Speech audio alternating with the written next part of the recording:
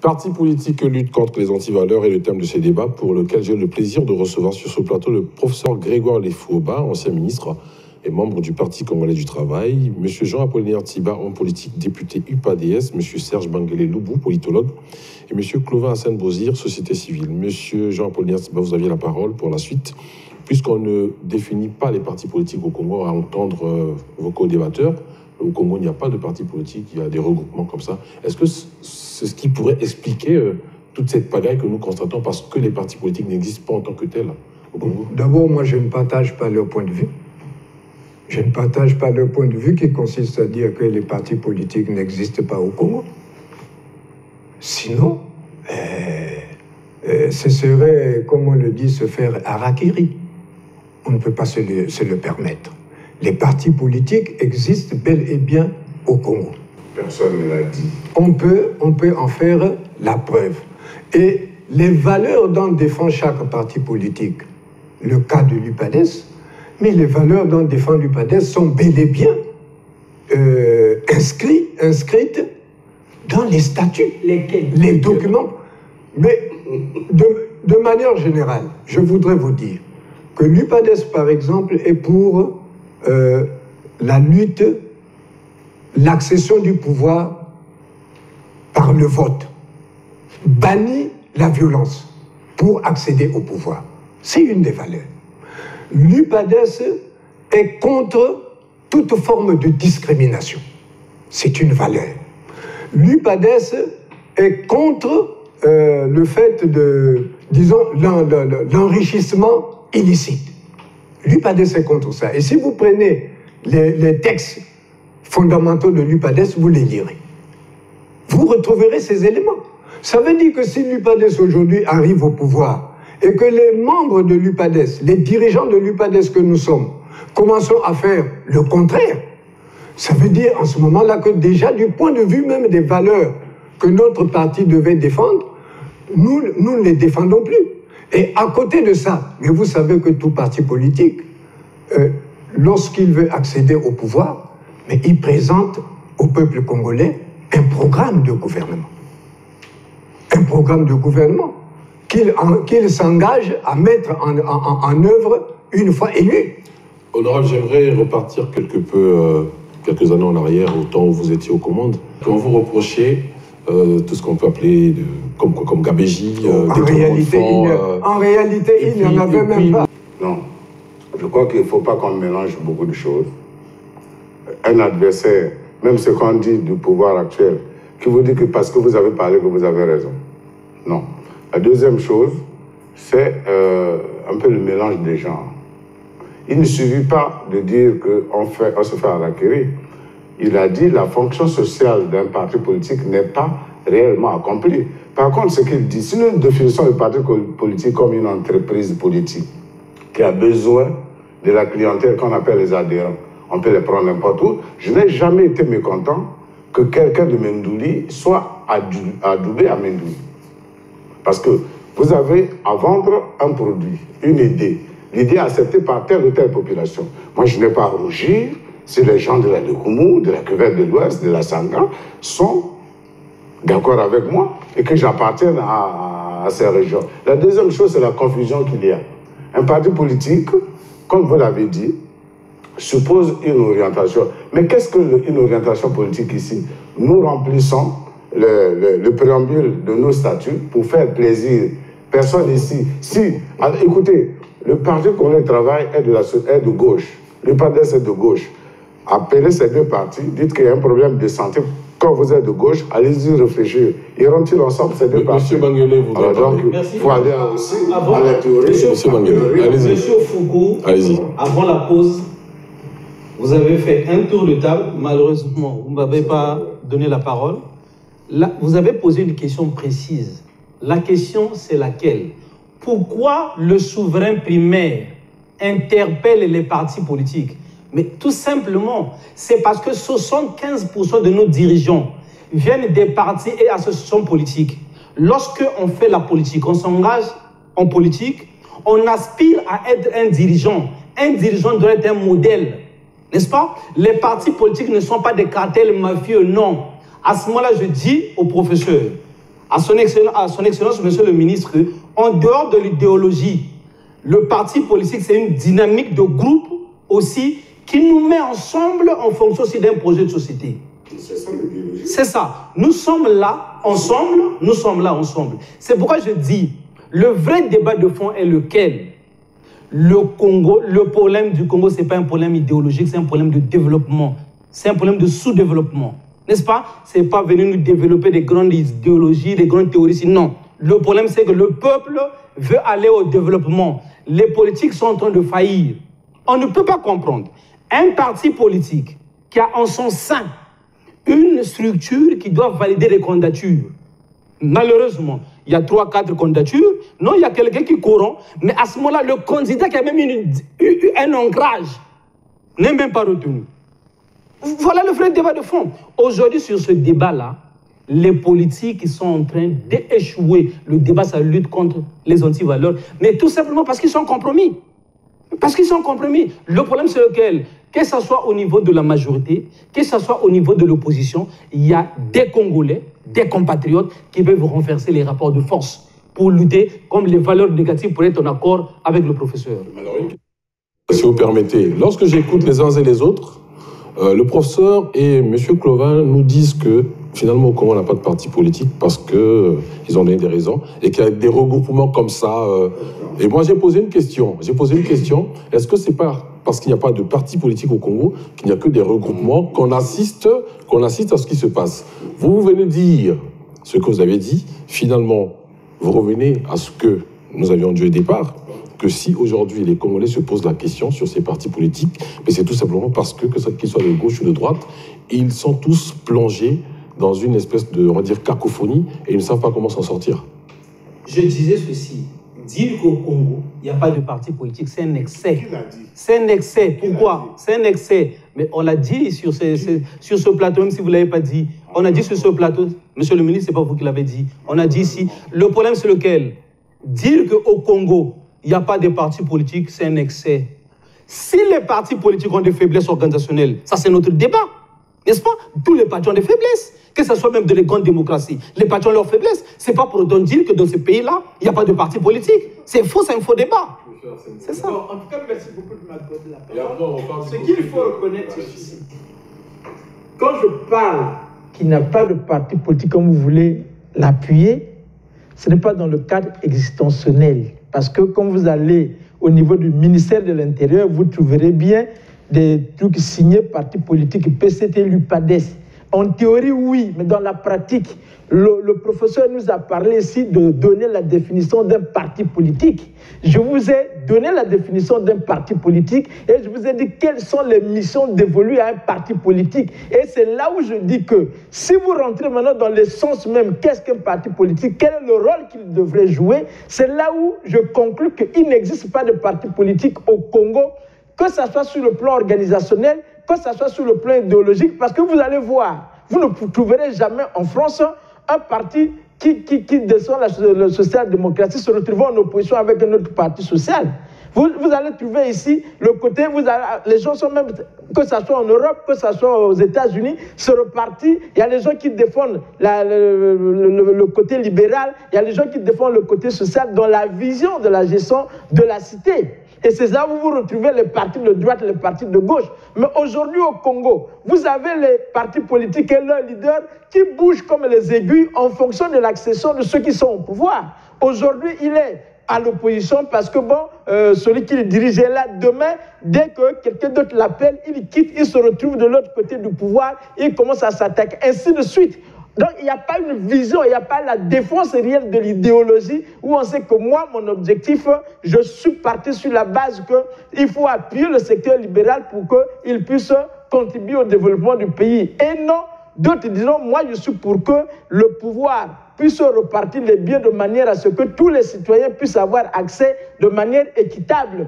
Et d'autres disent non, moi c'est, on met en place l'économie qui roule et ceux qui ont leur capacité accèdent aux biens. Or, quand vous regardez au sein de notre pays, la façon dont le pays est géré, la façon dont les partis politiques fonctionnent, les gens courent derrière de l'argent. Et tu l'as dit ici, tu as parlé d'un homme politique qui est allé prendre l'argent quelque part. Tu n'as pas cité son nom parce que tu prêtes des intentions, tu n'as pas de preuves. Donc tu dis seulement comme ça, mais c'est ce que tu as dit. Donc c'est pour te dire que le vrai problème qui se pose au Congo, c'est la corruption, comme le ministre l'a dit ici, l'éthique. Vous avez vu, par exemple, au niveau du Nigeria, je crois, le ministre des Défenses, la ministre des Finances vient de démissionner juste parce qu'un journal a publié que voilà, telle année, tu avais falsifié tel ou tel diplôme, il a démissionné. Dis-moi au Congo, quels sont ces ministres qui ont décidé de démissionner? Quand bien même les noms sont cités officiellement par les institutions officielles ou bien dans les journaux à travers le monde. Nous allons accorder la parole à l'honorable avant de repartir du côté de l'énergie. Mais seulement, j'aimerais que nous nous entendions sur une chose. Professeur, il faudrait que nous entendions, s'il vous plaît, professeur. Professeur, s'il vous plaît. S'il vous plaît, le temps passe, professeur. Il faudrait que nous nous entendions sur une chose. Les uns disent, quand je viens d'écouter M. Hassan Bozir, vous allez au ministère de l'Intérieur, vous vous faites enregistrer en tant que parti politique, mais au fond, vous n'êtes pas là en tant que parti politique. C'est juste une façade à vous entendre parler. Mais est-ce que c'est cela, c'est ce qui explique tout ce cafouillis que nous remarquons au niveau de la gestion des finances au Congo? Honorable. Bien, merci. Bon, d'abord, les partis politiques qui sont enregistrés au ministère de l'Intérieur, je l'invite certainement à descendre sur le terrain. Il pourra bien constater l'existence ou l'inexistence de tel ou tel autre parti. Mais en tout cas, je peux affirmer qu'en ce qui nous concerne, nous existons sur l'ensemble du territoire. Il n'y a pas un seul département où vous irez, où vous n'aurez pas les dirigeants de l'UPADES. Ça veut dire qu'organisationnellement, nous existons. Alors à l'UPADES, comment on fait pour lutter contre les antivaleurs? Mais je l'ai déjà dit ici. Vous savez que... politique là-dessus. Oui, mais vous ne pouvez pas aujourd'hui nous demander de vous décrire la politique qui est la nôtre, quand bien même nous ne soyons pas aujourd'hui aux affaires. Mais je l'ai déjà dit, que ce sont là des valeurs que nous défendons. Maintenant, pour que effectivement vous appréciez la réalité des faits, mais il faut bien que nous soyons mis à l'épreuve. Il y a un monsieur qu'on va retrouver tout à l'heure, juste après ce que je dis, qui a nommément dit ce qui se passe et a nommément cité des noms. C'est monsieur Kinyumbi Kiambungu, le président de la chaîne. Nous allons l'écouter et peut-être que ce qu'il dira va délier certaines langues ici. On écoute monsieur Kinyumbi Kiambungu. L'occasion était toute indiquée pour Joseph Kinyumbi Kiambungu de se prononcer sur l'état de santé du Congo. Au dire du chef de l'État, Denis Sassou Nguesso, le 14 août dernier, qui affirme que le Congo est loin d'une banqueroute, malgré la crise financière, Kinyumbi Kiambungu pense le contraire. Banqueroute, puisque les retraités sont à 15 mois sans pension, les étudiants n'ont plus de bourse d'études depuis 2 ans, voire plus, le CHU, l'hôpital de Luangili, à Pointe-Noire, l'hôpital Adolphe Cissé, l'université Marien Ngouabi, l'Assemblée nationale, le Sénat, la présidence de la République, le gouvernement, les conseils municipaux et départementaux, toutes les autres institutions, nous en passons, sont à 9 mois ou 2 ans d'arriérés d'indemnité ou de salaire. Mais Joseph Kinyumbi Kiambungu ne s'arrête pas là. Les auteurs de cette banqueroute sont connus, parlant de la dissolution de la commission de lutte contre la corruption par le Conseil des ministres du 20 septembre dernier. Le Conseil des ministres venait de dissoudre la commission de lutte contre la corruption. Cette levée de bouclier, derrière elle, tout le monde, et particulièrement le gouvernement, a peur que toute la haute administration publique congolaise soit éclaboussée dans des scandales qui en réalité n'épargnent personne. Il s'est aussi prononcé sur l'absence des mesures radicales à prendre par le gouvernement pour sortir le Congo de la crise. Par ailleurs, le Premier ministre, dans son incapacité à être politiquement courageux pour imposer au pays des réformes salvatrices contre la corruption presque institutionnalisée qui gangrène la haute administration congolaise, s'est plutôt investi dans la mise en place et la présentation du plan national de développement PND 2018-2022. Il s'agit là d'un véritable écran de fumée bon pour amuser la galerie par son caractère bricolé et irréaliste. Toutefois, il y a lieu de se poser la question suivante. Pourquoi le dernier Conseil des ministres du 20 septembre a décidé de relancer la déclaration du patrimoine pour toute personne nommée aux hautes fonctions, si ce même Conseil des ministres encourage les antivaleurs, pour ainsi dire? Voilà, retour dans ce studio. Professeur, vous avez besoin de réagir face à ce que nous venons de diffuser? Oui, moi je pense qu'il faut baisser l'intensité du débat, parce que le débat est tellement sérieux que si on va avec des passions, des petites justifications, on n'atteindra pas le but. Le parti politique, je veux venir au grand problème. Vous allez lire un texte de Mme Emmanuel Mambou en 2008 dans la Semaine africaine, les partis politiques à la poubelle. Lorsqu'on parle de partis politiques, mon jeune frère a parlé de développement, mais je pense qu'on va au développement avec une ligne. Si vous avez de la nourriture, ce qui importe chez vous à la maison, c'est la nourriture et que vous partagez mal, et pourtant vous avez la nourriture, mais le partage étant mal, vous aurez des remous. On va revenir au problème, aux commentaires. Moi, je pense que c'est excessif pour rien. Ce que vous avez voulu de moi en introduction à ce débat, la réponse sera la suivante. Un problème aussi sérieux, ça ne doit pas être réglé comme les slogans. Parce qu'il s'agit des hommes qui ont dû commettre des fautes, et pour commettre des fautes, il y a des mécanismes. Maintenant que le Premier ministre et le gouvernement cherchent des mécanismes pour y arriver, il ne s'agit pas de faire des petits meetings. Le problème est sérieux. Ce n'est pas le problème des individus. Comme monsieur qui nous parle de l'incapacité politique du Premier ministre, mais il ne s'agit pas de prendre une voiture à 100 à l'heure dans un ravin pour dire que je suis courageux. Il s'agit de résoudre des problèmes de manière définitive. Et si je vous ai parlé de 75, ce n'est pas par volonté de coquetterie historique. Mais on a bloqué les institutions en 75, le 12 décembre 1975 dans ce pays. Donc c'est une répétition. Mais aujourd'hui, le pays est nettement plus mûr, majeur, puisqu'on est plus âgé en tant que pays. Revenons à la question essentielle. Vous savez, en France, par exemple, je n'aime pas le mimétisme, mais puisque nous parlons leur langue, quand vous faites des achats, M. Foucault, on sait que vous gagnez pas plus de 1 000 euros en faisant la comparaison avec la France. Mais si vous faites des achats de 20 000 euros, mais ce n'est pas le président de la République, le Premier ministre qui vous pose la question. C'est simple, on vient chez vous, on dit, justifier. Depuis 1992, même pendant la transition, on avait exigé que tous les responsables, tous ceux qui sont en responsabilité, diffusent leur patrimoine. Et je pense, le Premier ministre actuel, si ma mémoire est bonne, sans avoir vu la loi qui était prise à l'époque, puisqu'elle n'était pas prise, il avait même déposé, en tant que ministre, ce qu'il avait comme bien. Donc je pense qu'on est maintenant sur une trajectoire. Quand des problèmes d'un pays doivent être réglés, ils doivent être au-delà de la passion, au-delà des meetings. Les meetings ont souvent condamné des choses qui ne sont pas forcément mauvaises.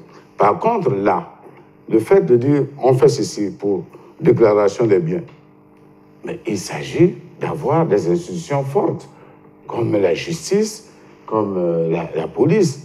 Mais ce que je vois, par exemple, en ce moment, je ne critique rien du tout, je suis mal à l'aise de voir que le gouvernement est écouté quelquefois par des gens qui ne sont pas habilités, par des services de sécurité. Il faut réglementer cela. Parce que si vous ne respectez pas les institutions, la politique est tellement noble. Là, je suis d'accord avec vous, M. Ntiba. Les partis politiques, ce n'est pas ce que vous pensez. Les partis politiques, c'est des gens qui s'engagent eux-mêmes, qui prennent leur temps pour tenter de régler le problème de tout le monde. Maintenant, s'ils n'arrivent pas, ce n'est pas parce qu'on aura dit qu'il y a une faiblesse. Vous et moi, vous êtes politologues. C'est tellement noble d'être politologue et d'analyser. Mais s'il n'y a pas des gens qui s'engagent, mais c'est parce qu'ils s'engagent qu'ils peuvent se tromper ou bien faire. Le problème, c'est que nous sommes au carrefour. Qu'est-ce que nous devons faire demain pour que ces choses n'y reviennent? Comme en 75. Combien de temps après? 35 ans après, qu'est-ce que nous avons fait? On peut se poser la question. Nous sommes le seul pays au monde qui ne value pas ce qu'il fait. Nous avons eu la révolution jusqu'au 10e anniversaire. Le pays a basculé dans la démocratie plurielle sans avoir évalué quelles sont les avancées que nous avons eues sur le parti unique. Aujourd'hui, on a jeté tout à la poubelle, mais je pense qu'on doit regretter. On doit regretter. Donc, pour faire court et bien, certainement, Kianumru joue de l'effet du micro pour dire des choses qui sont certainement censées à le voir, mais qui ne sont pas tellement réfléchies, parce qu'il faut être majeur pour parler de problèmes aussi majeurs. Il ne s'agit pas de dire qu'un tel est voleur, mais de trouver les mécanismes pour prouver son vol.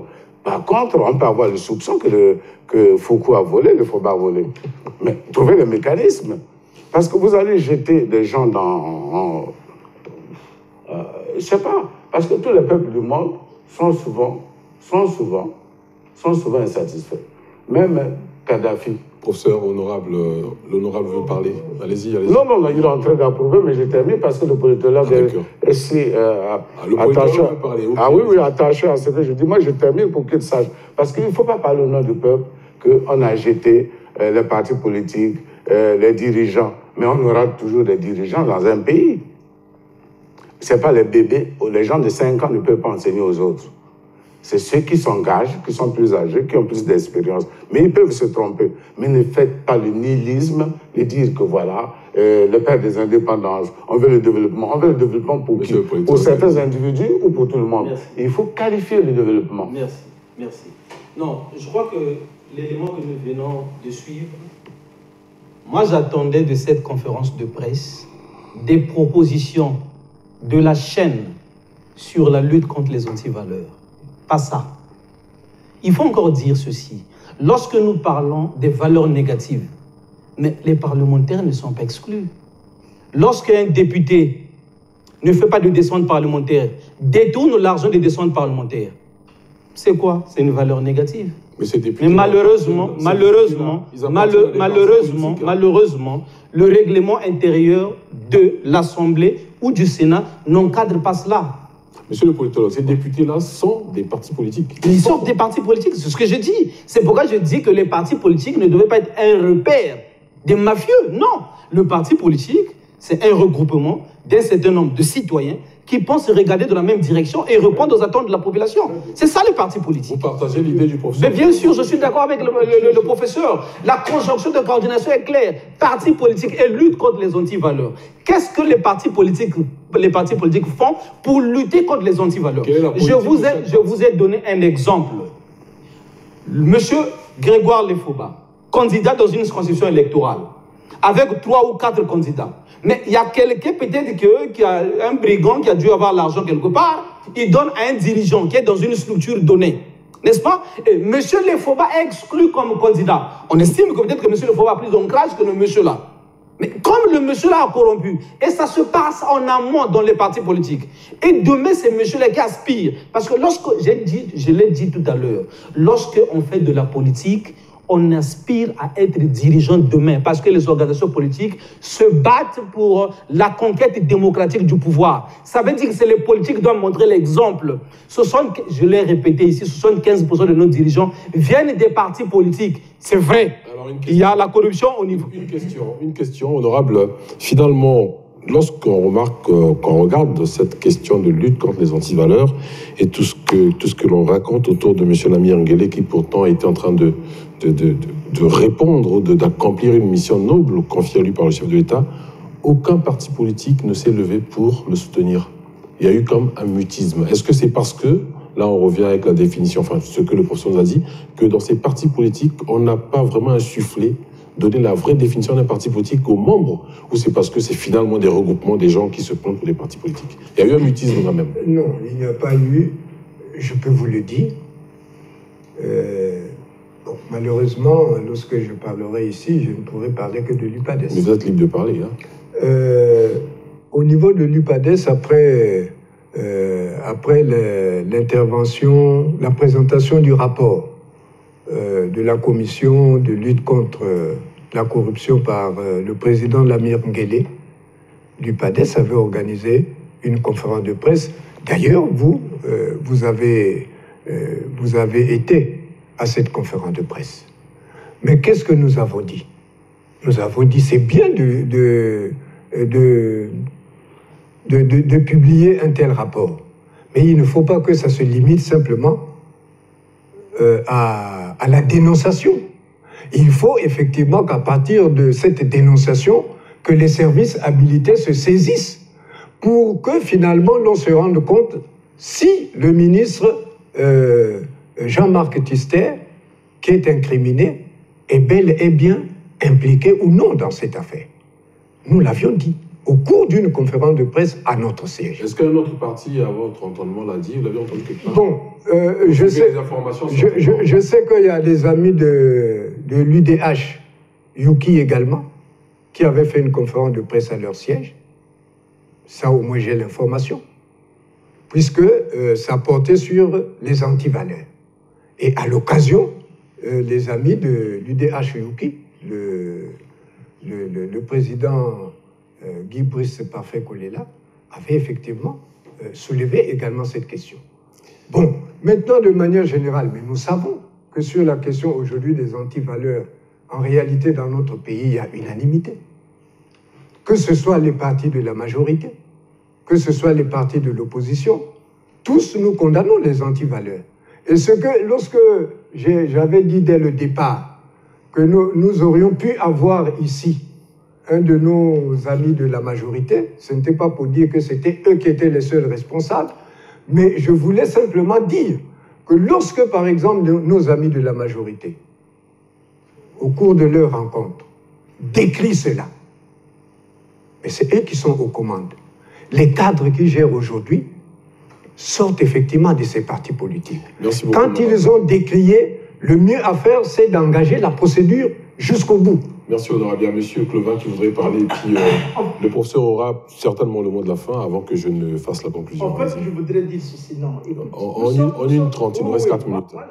C'est le problème de valeur, c'est le problème du respect, c'est le problème de l'honneur.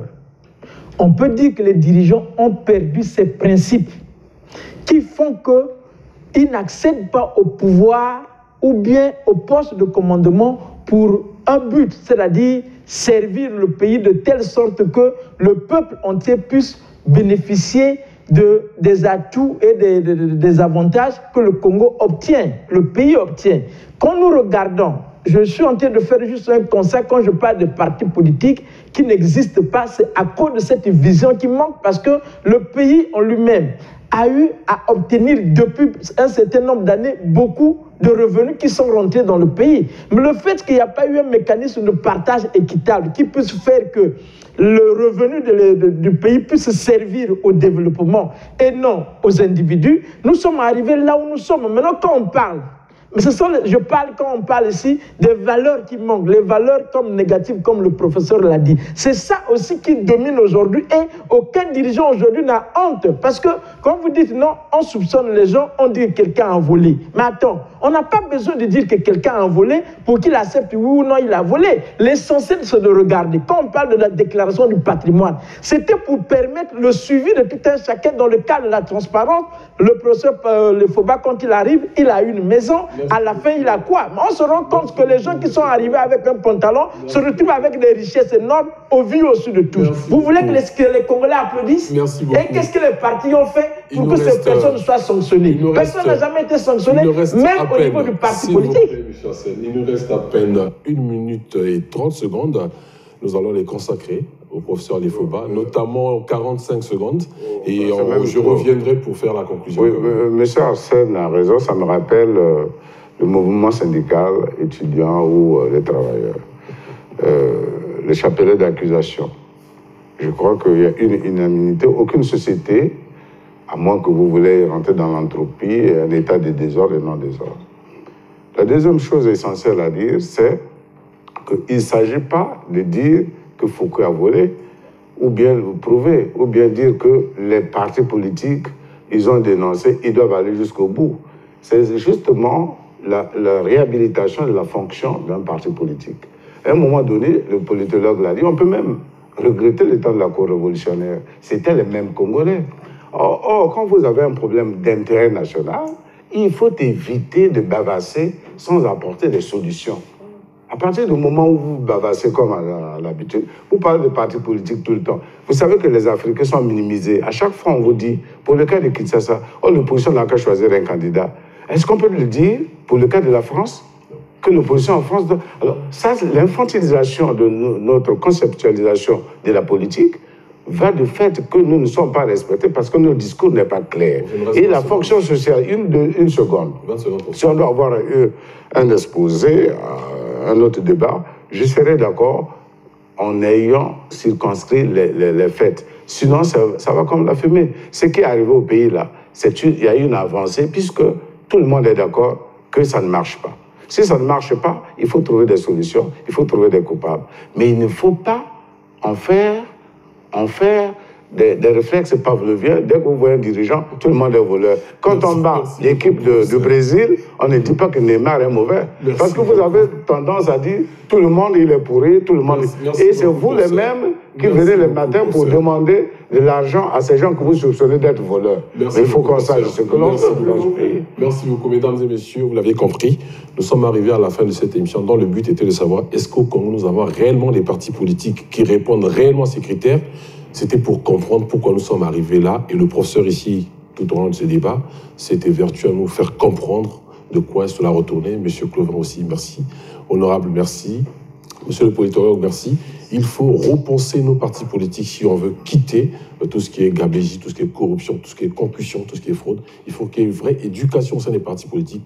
Et c'est peut-être que comme ça que le Congo pourra renverser la vapeur des antivaleurs. Vous me permettez, non, professeur? Enfin, si vous l'utilisez, non, c'est pas mauvais, hein, c'est une acquisition congolaise. Voilà, négative, positive, c'est très simple à dire. C'est sur ces mots du professeur que nous mettons un terme à cette émission. Merci beaucoup, professeur.